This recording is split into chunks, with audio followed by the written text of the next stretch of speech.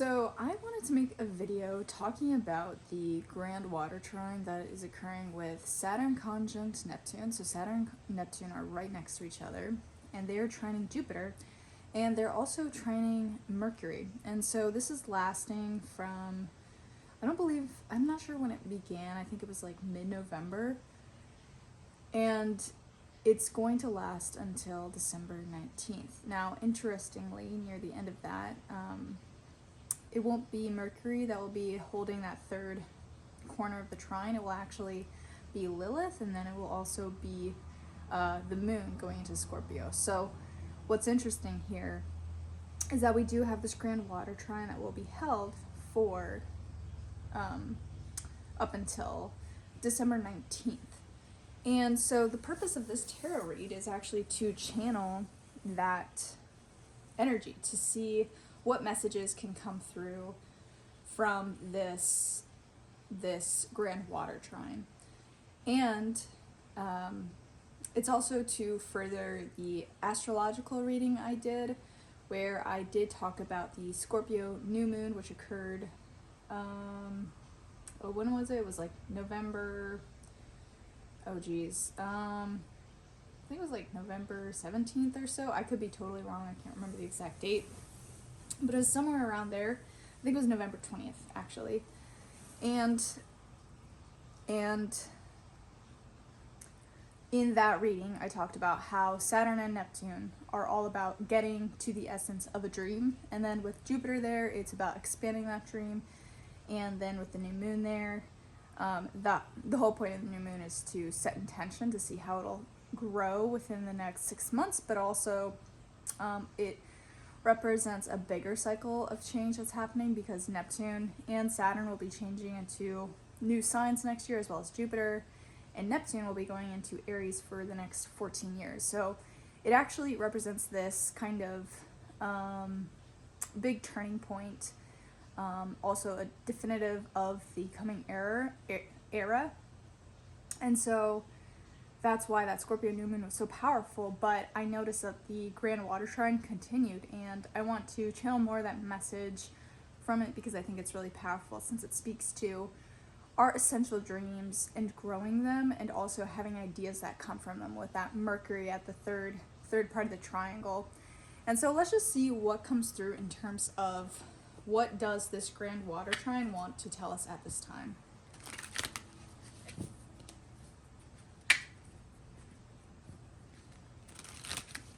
This is a channeled message.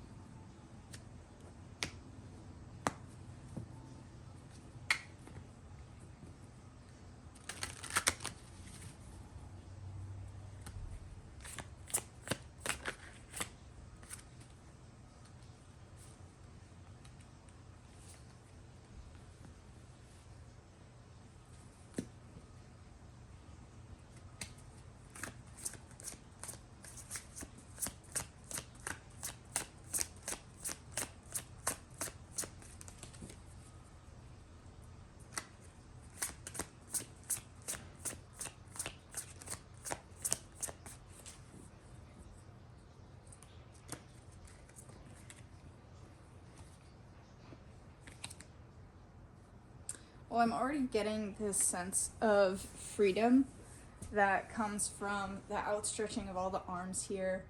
And there's also something very, very much about enjoying that freedom.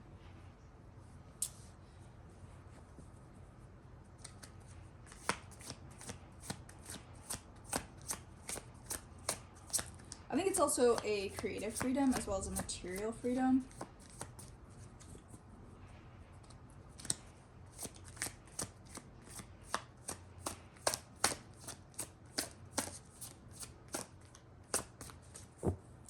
And for me personally, freedom has been a big theme. It's something that I've been channeling or connecting to that feeling.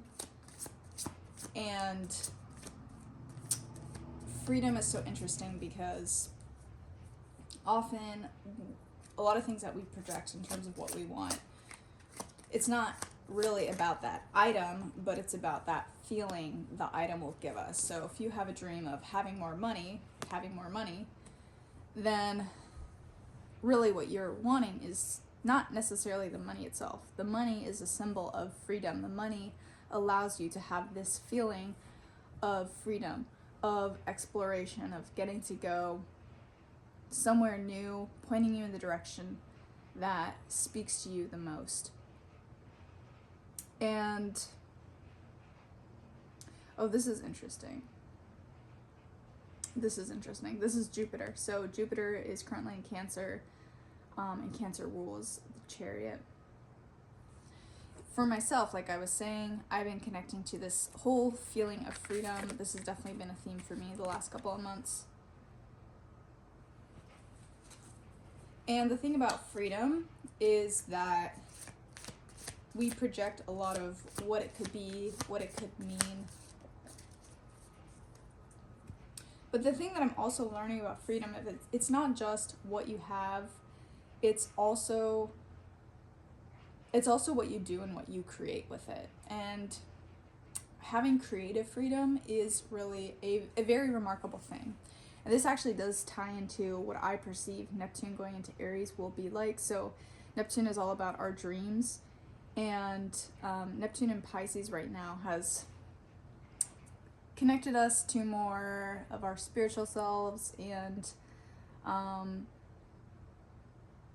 think has made us more like interconnected and aware of seemingly disparate forces that are actually connected. You know, during this time we experienced COVID, in which a disease beginning in one part of the world affected the entire globe. And so to me, that's a very Piscean example of how one thing over here can actually be interconnected to something else in a totally different part of the world in a very unseemingly way, and that or unseeming way, and that is kind of the essence of Pisces.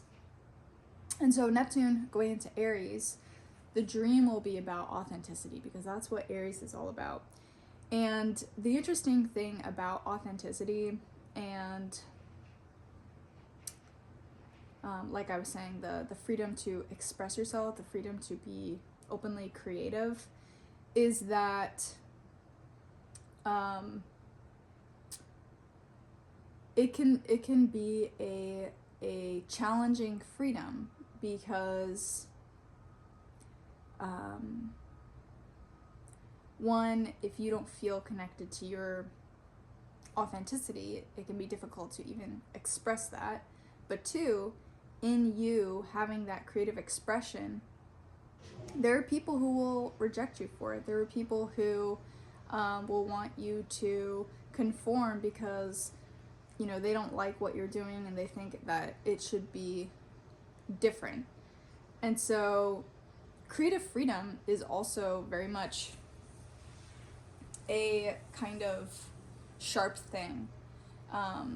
And that's kind of why you don't necessarily see it completely cultivated or maybe honored, is because I think for some people it can be quite unyielding. It's like you're opening up a door, and you know, when you hear the word creative freedom, I mean, your first thought might just be, oh, you know, you having liberty with like what you choose to incorporate in some creative venture. But to me, creative freedom is not just limited to creating a literal piece of art, you know, like a painting or something. Creative freedom is really the freedom to be imaginative whenever you want, to have creativity be a part of your life all the time, and also to just be loyal to that feeling. And I think creative freedom is very much tied to a sense of authenticity, because in order for you to be creative, to be a creative force, you have to be connected to something very real in yourself, and then to also experience the freedom, meaning the liberty to express that, means that you don't care what other people think of you. And interestingly enough, I was in Barnes & Noble the other day, and I saw Robert Greene's Laws of Power book, and next to it he had this other book, which is the 50th Law of Power, and he collaborated with 50 Cent to make this book. And the 50th law of power in that book is the law of fearlessness. And the way that 50 Cent wrote it was, he said, once everyone is kind of scared to be who they are, they're scared to be rejected, but once you get to a place where you don't care what other people think of you, you're unstoppable. Because that often is the most controlling force in our life, is what do other people think of us. And there's so many different ways in which this occurs. You know, it can be, what do your coworkers think of you, and that very much ties to your livelihood. You know, when you're in any kind of work situation, you know, you're conforming to the rules of the group in order to be there and make the money. And sometimes you're in a more corporate atmosphere, and so you have to show and do the theatrics of corporate life in order to show and prove, I am one of you, I can do what you do. And so in certain ways you might suppress what is, you know, you might suppress some of your creative freedom because you're playing a different game. You're showing that you can show up and be a part of this group. And a lot of people feel stifled by that, or they feel like it's unfulfilling, or they feel almost robotic or mechanical because they're almost denying a lot of their natural impulses and the way they would like to do things. Even if they were similarly productive, they still have to ultimately fit into this box in order to be approved by that culture. That's just one example. You know, all kinds of groups have certain cultures that there are markers of whether or not you're in or not, and if you can keep up those appearances, then you get to be in, and if not, then no. And so that's why, ironically, even in like highly, like, you know, ostensibly creative spaces where, you know, people are artists or whatever, there can be it can be a very controlling atmosphere, and it can be similarly cliquey or rule abiding, because it's the same thing. Like, it's ultimately about upholding a certain decorum and to show, are you in or not. And so that is kind of almost like a superficial culture, and so people in that don't necessarily experience their creative freedom. And so anyways, my attention is drawn here to the Chariot. To me, this is totally Jupiter in Cancer at the moment. So Jupiter in Cancer, when Jupiter is in Cancer, it is exalted. And this is awesome. This is a really good feeling. We get to experience a lot of benevolence and maybe extra blessings depending on where it touches in your chart. And the interesting thing here is that it's in the reverse, and to me it almost reads as like slowing down and taking stock, because Jupiter does have the ability to expand anything. It's almost like, hey, get really clear on what it is that you want. Get really clear on what it is that is meaningful to you, and that which like no longer serves you. Because if you're kind of still running on the emotional stories or programs that have been set, then Jupiter has the possibility to expand that. And why do I say that? Well, it's in a trine with Mercury right now. And so Mercury is going to give you a lot of new ideas. It's in Scorpio. Mercury's in Scorpio too. So these ideas can have a lot to do with anything that feels very deep and personal. And, you know, when you talk about deep and personal things, that can bring up pains or issues of the past. And of course, every chart is different. I would have to like see your particular chart to know where it's interacting. But I almost see the sword as both cutting away some of the emotional baggage that could take up the power of this Jupiter expansion. Like if your mind is kind of replaying stories that don't serve you, meaning if you're still in this place and you're not in this place where she's feeling freedom and she's feeling expansion and she's feeling the power of what's possible, because ultimately, look at this is the start of the reading. This is creative power being directed into a kind of manifest pleasure. And so this is really bringing your creative power to create something that you get to experience and enjoy in this dimension. So this is ultimately like what that Grand Trine is about. And like I said, Neptune conjunct Saturn wants to get at that essential dream. And what I'm reading here is that essential dream is all about connecting to this sense of freedom, that which is most meaningful to you and directs you to this place. And so it's very much a feeling place, it's very much a creative force that by connecting to that does have this tangible ability.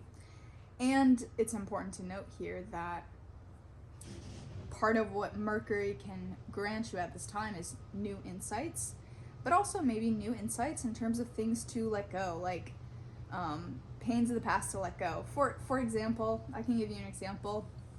Yesterday, I got a message from someone basically asking me a question about my ex. And it wasn't necessarily about the ex, but it was kind of around that. And for me, for a moment, I noticed the feelings of being triggered. But then I just took a moment, stood back, and I was like, this actually doesn't matter to me at all. I'm not even a part of that world anymore. It's not where I live. And actually the way I even saw the situation was that it completely mirrored a past experience. And I just saw it as like, wow, this is actually trying to replay something from the past.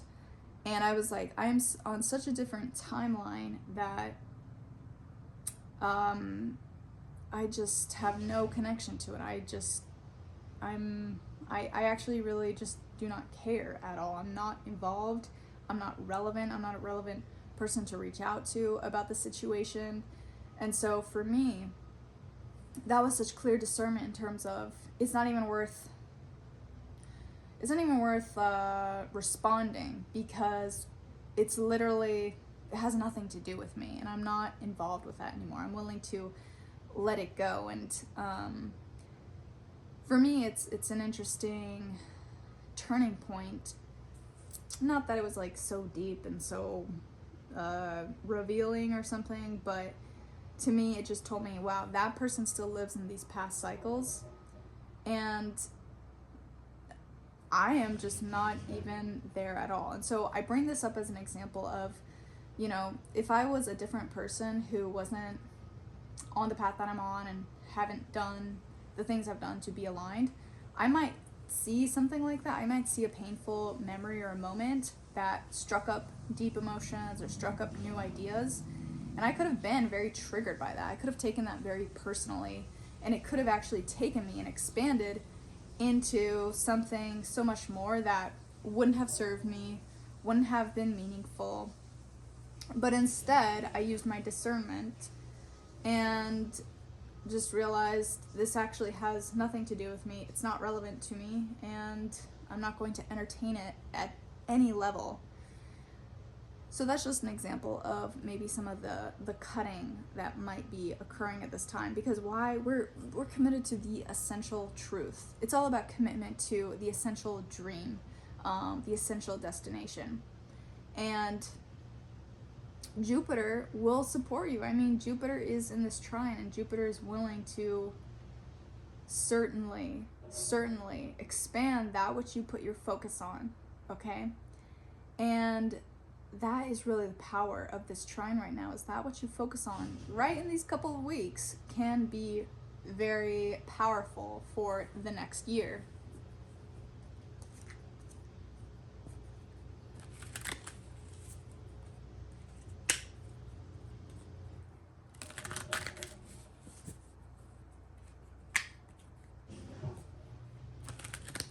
I think also with things from the past coming up, it also, alludes to the Mercury retrograde, which is about to end. I'm sure it's ending like in the next day or so. I'm filming this on December 1st. It might have already ended actually. But some people do believe in that pre and post retrograde shadow, so that could be in effect here. Another thing to talk about astrologically is that Saturn just came out of being retrograde. So Saturn is direct now, and so I would say that Saturn is also being very clear about what to cut away, or, removing that which is superficial. That clarity might be even sharper now.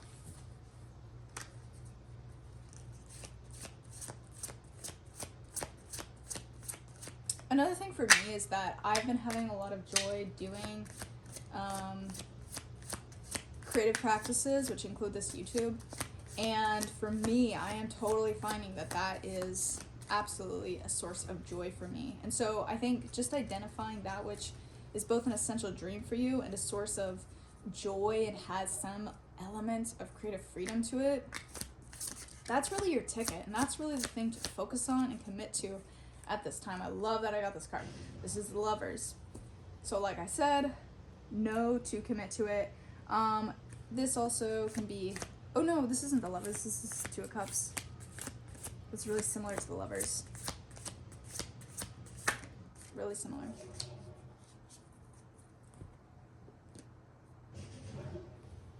Wow, I love this arrangement.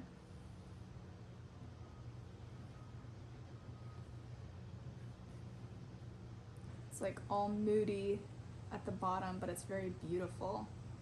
The gold and the navy.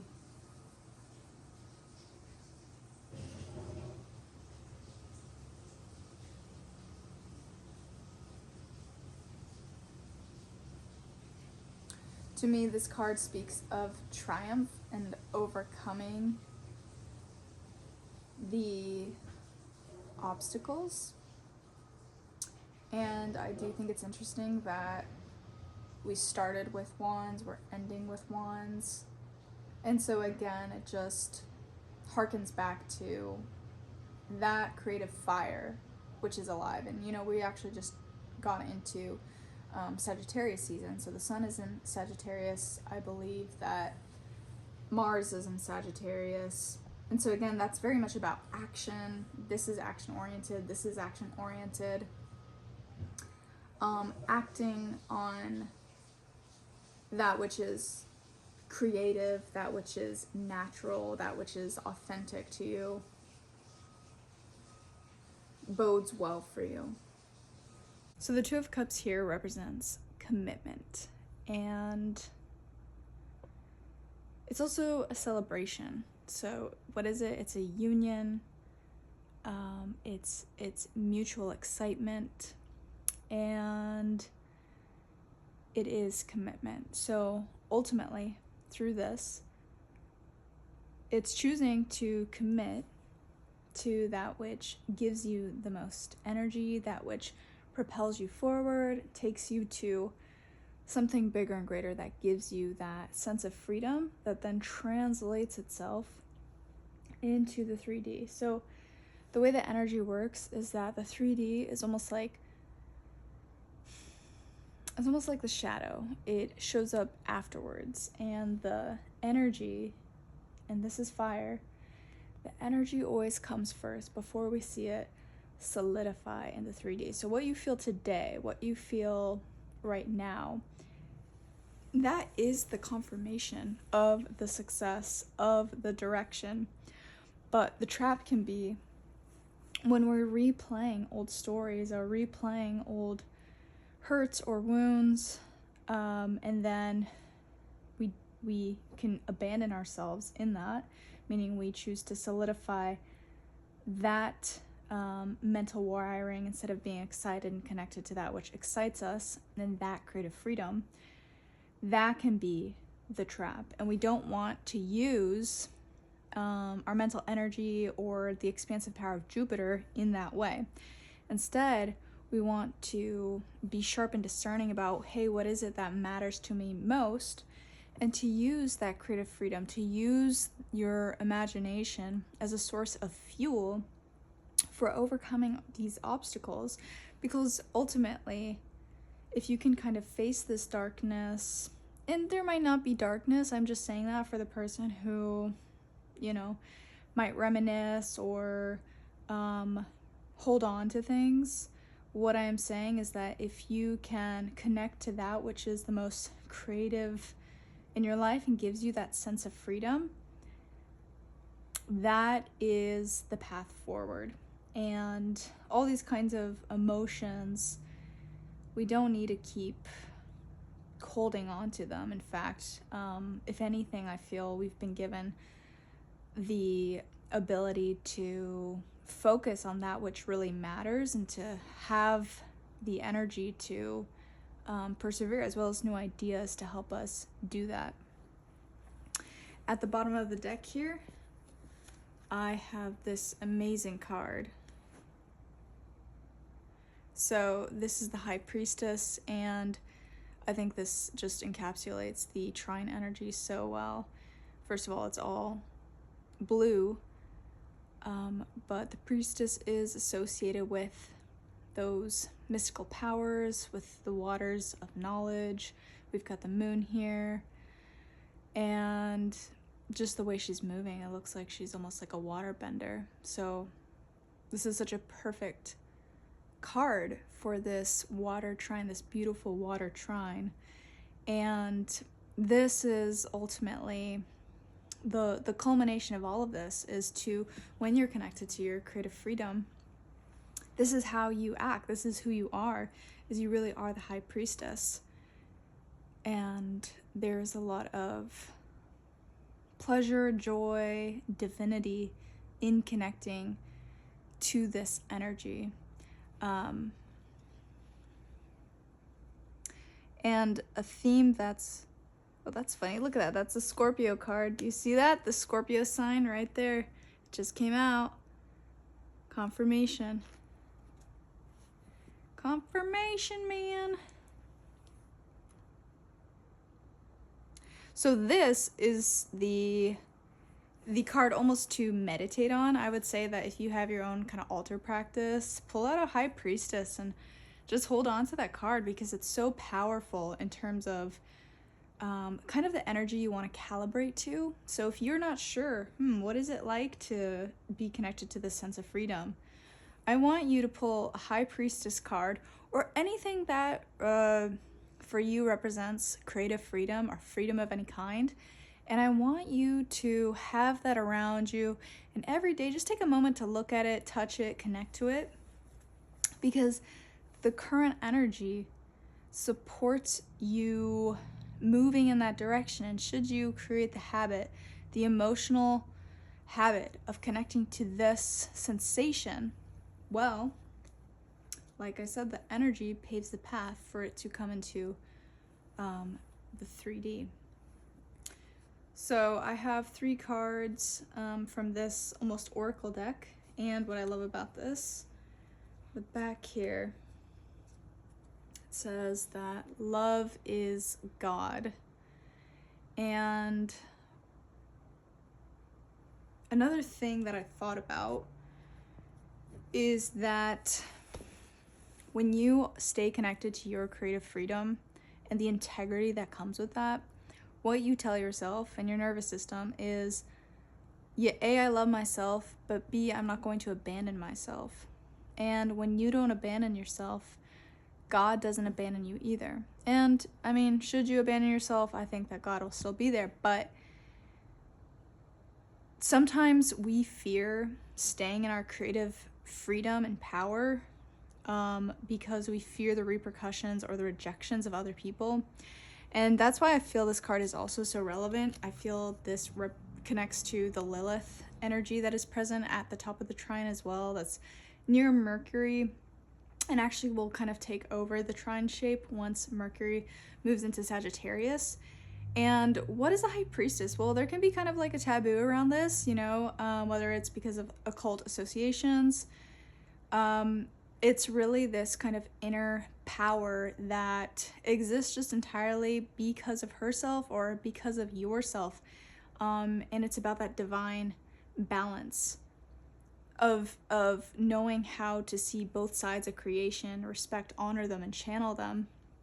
And so Lilith represents that in which we were rejected for, but we were socially ostracized for, but by not rejecting ourselves from that, not rejecting that which is natural to us, we realize it's a huge strength of ours. And like I was saying with the 50 Cent 50th Law of Power book, that was at the essence of what that book was about. That book was about being fearless in the face of other people's beliefs of you, and not caring really what they think about you. And to me, this represents Lilith in that way of not caring what other people think about you and not letting it determine what you will or won't do just because you're scared of the repercussions of other people. Because what you do is you abandon yourself every time you don't let yourself be authentic or show what you're really feeling. It tells other people that their perception of you is more valuable than you honoring what is true for you. And in that way, you inform yourself that you're worth abandoning because you do it to yourself. And the power of Lilith is that you actually don't reject yourself. You actually don't abandon yourself. You connect to yourself and you stay strong in that integrity. And that is where the real magic happens, because for those who reject you for something that's actually quite superficial or doesn't have any merit, it doesn't last. It doesn't mean anything. That which is weak always fades away. And that is also the influence of Saturn here, is Saturn conjunct Neptune. That which is weak will just crumble. That's just the nature of it. Saturn will just destroy that which has no integrity, has no structure, has no meaning. It just can't withstand it. And so Lilith is at play here, and the idea of staying true to yourself, staying in that integrity, is also where you experience a lot of that power. Like I said, I have these oracle cards, and the first one I have is You Are a Pawn. And I love this card because I think that it is very triggering. It's the entire opposite of the High Priestess card.